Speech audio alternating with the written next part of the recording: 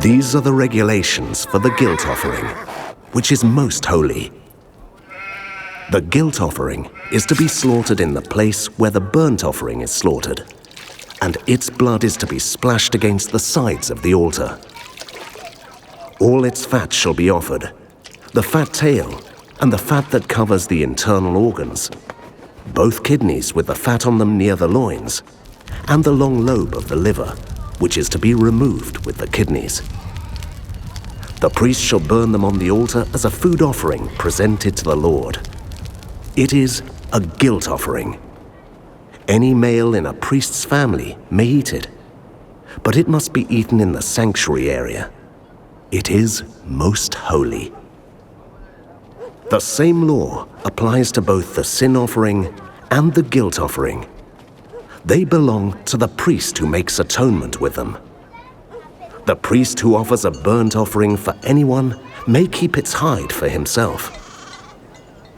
Every grain offering baked in an oven or cooked in a pan or on a griddle belongs to the priest who offers it. And every grain offering, whether mixed with olive oil or dry, belongs equally to all the sons of Aaron.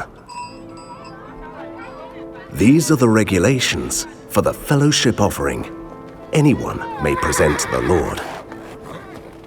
If they offer it as an expression of thankfulness, then along with this thank offering, they are to offer thick loaves made without yeast and with olive oil mixed in, thin loaves made without yeast and brushed with oil, and thick loaves of the finest flour, well kneaded and with oil mixed in.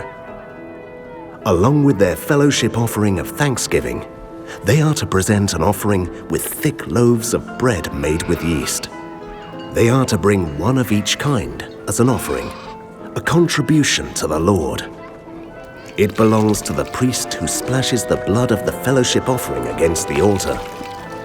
The meat of their fellowship offering of thanksgiving must be eaten on the day it is offered. They must leave none of it till morning. If, however, their offering is the result of a vow or is a free will offering, the sacrifice shall be eaten on the day they offer it, but anything left over may be eaten on the next day.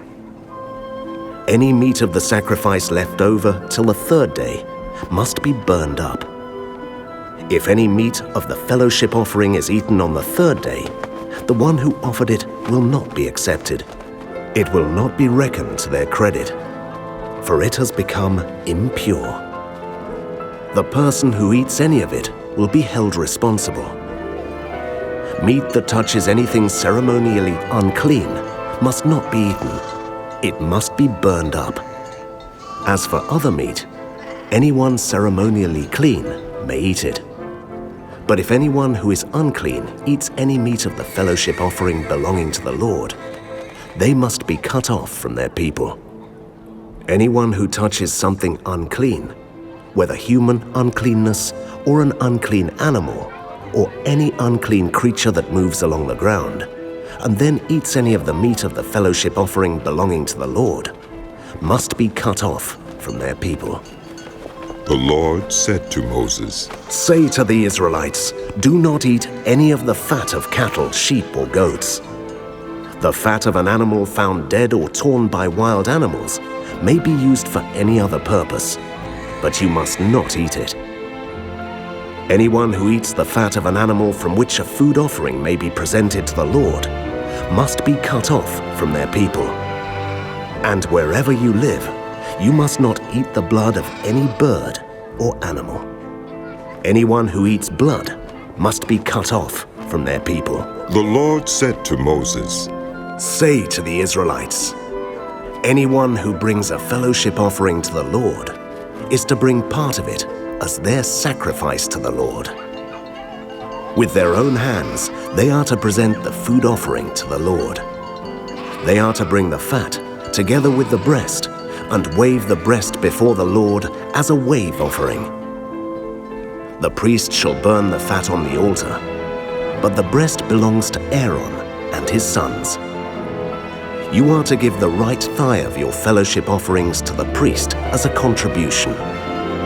The son of Aaron who offers the blood and the fat of the fellowship offering shall have the right thigh as his share.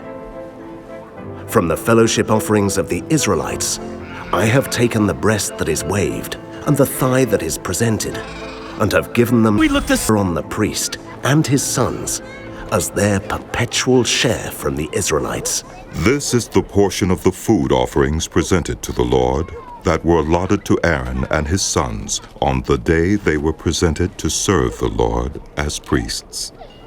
On the day they were anointed, the Lord commanded that the Israelites give this to them as their perpetual share for the generations to come. These then are the regulations for the burnt offering, the grain offering, the sin offering, the guilt offering, the ordination offering, and the fellowship offering, which the Lord gave Moses on Mount Sinai in the desert of Sinai on the day he commanded the Israelites to bring their offerings to the Lord.